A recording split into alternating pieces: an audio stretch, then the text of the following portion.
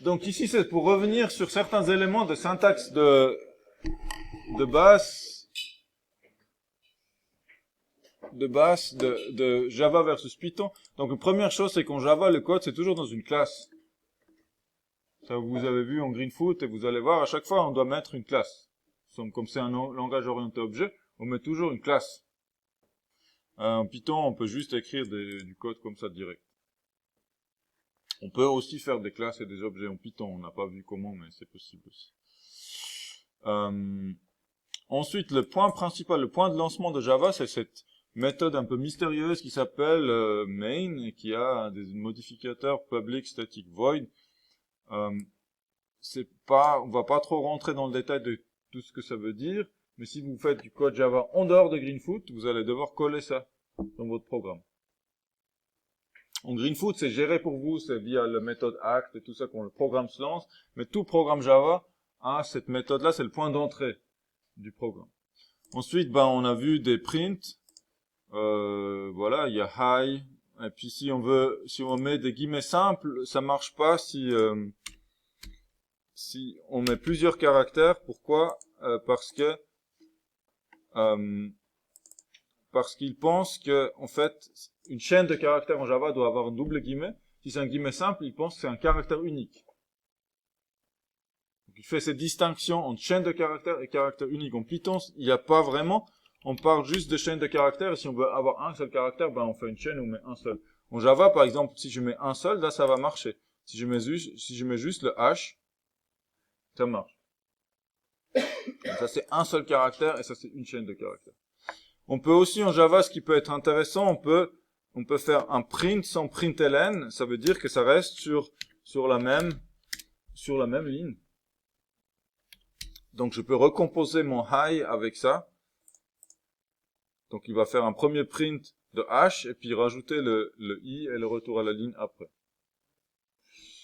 En Python, pour faire ça, on doit faire genre un print h et puis on met genre, je crois que c'est end égale un truc comme ça et après je peux faire print i.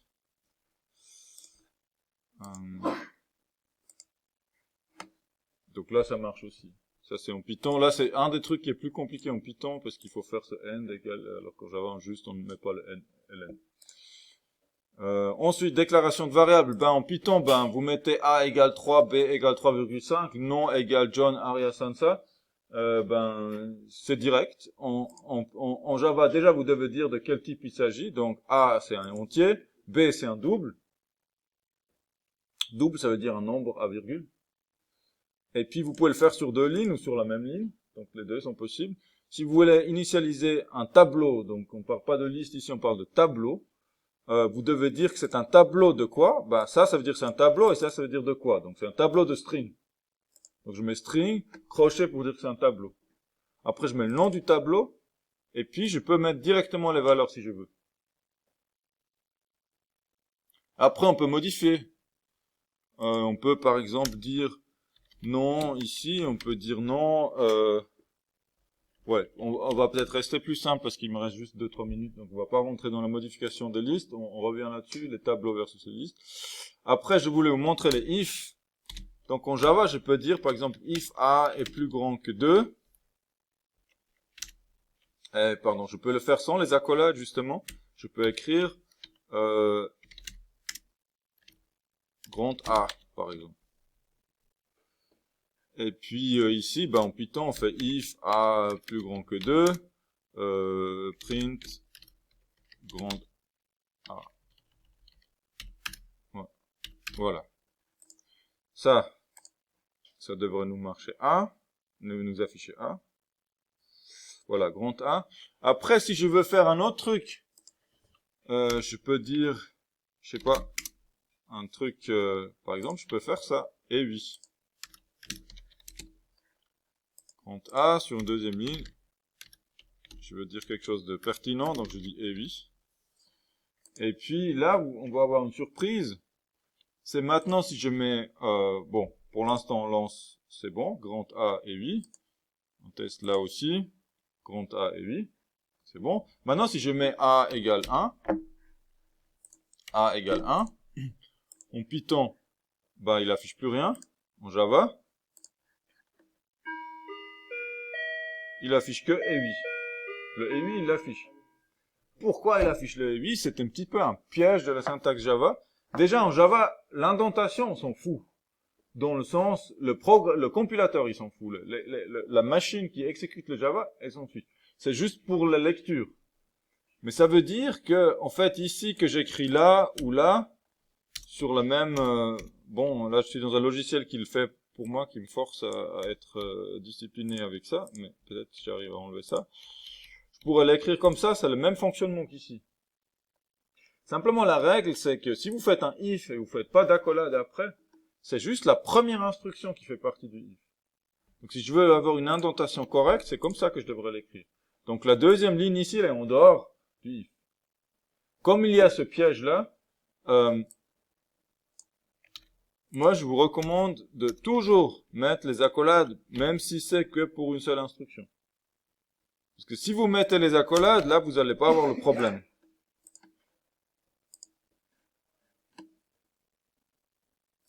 Par exemple, si j'écris eh ben oui, ça, il va pas l'afficher.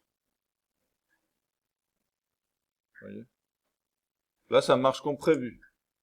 Et donc, ma recommandation, en tout cas pour des débutants, c'est de mettre toujours les accolades. Comme ça, vous n'avez pas ce genre de surprise. Parce que parfois, franchement, au début, peut-être vous faites pas attention à la notation. Et quand on lit ça, on pense vraiment, surtout avec l'habitude de Python, on est convaincu que ça fait partie du if, mais en fait, non. Donc ça, c'est à vos propres risques et périls de pas mettre les accolades après les if et les for, c'est pareil. Ensuite, la boucle while. Je fais 5 minutes et après, vous pouvez prendre la pause si vous voulez. Donc, while, boucle while. Par exemple, je peux faire mon i égale 0. Après, je peux dire while i est plus petit que non.length.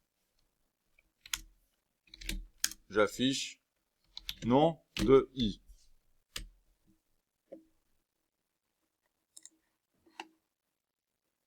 Donc, j'ai oublié quelque chose. Qu'est-ce que j'ai oublié? I++.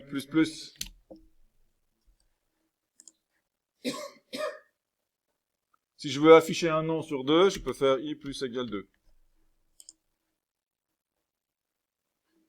Avec point virgule.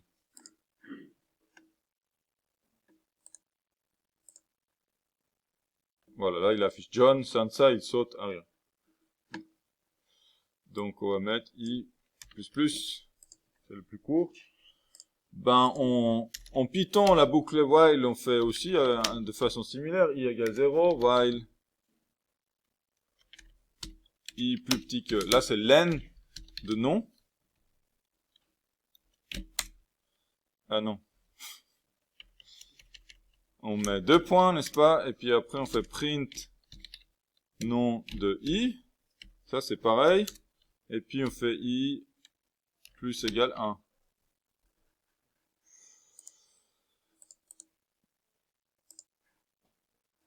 Non, John Harrison. Donc là, il n'y a pas une énorme différence, vraiment. Bon, il y a une différence qui n'est pas liée à la boucle while, mais c'est comment on récupère la longueur d'un tableau. Là, c'est len, ici, c'est non.length. C'est un attribut du tableau. Pour les boucles for, il y a quelque chose que vous n'avez pas vu, il y a quand même quelque chose qui ressemble, par exemple, à ce qu'on aimerait faire en Python. Il y a j'appelle ça le for each. Ah, Python, pardon, c'est évidemment ça. Donc, for each, là, for each. Donc, vous pouvez faire quelque chose pour chacun. Donc, en Python, on faisait for n in non, print de n. En Java, il y a quelque chose qui ressemble. On peut dire for string, on doit toujours dire quel type il s'agit, for string n, 2 points non, print de n.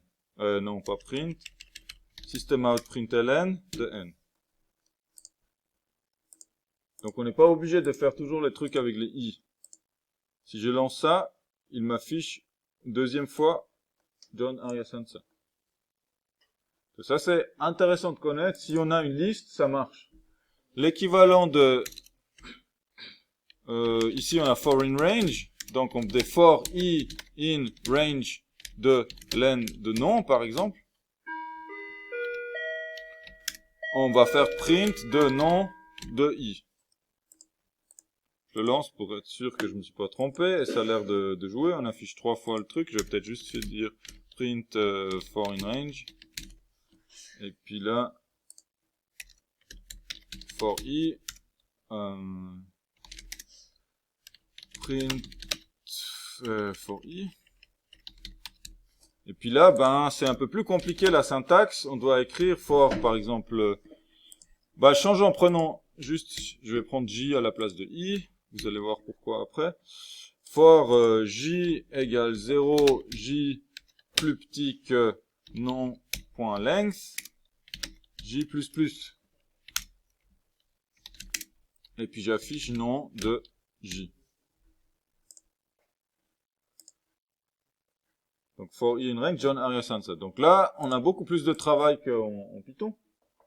Bien qu'en Python, si on veut faire la forme complète, ben c'est aussi, on devrait mettre 0, len de nom, et puis 1. Vous voyez, ça c'est l'incrémentation, ça c'est la valeur de début, la limite, valeur de début, limite et incrémentation. C'est similaire en Java, valeur de début, limite et incrémentation.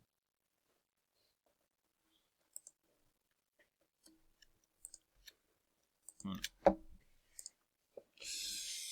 Ce qui est sympa en Java d'ailleurs, c'est qu'on peut mettre des commentaires comme ça qui couvrent pas toute la ligne.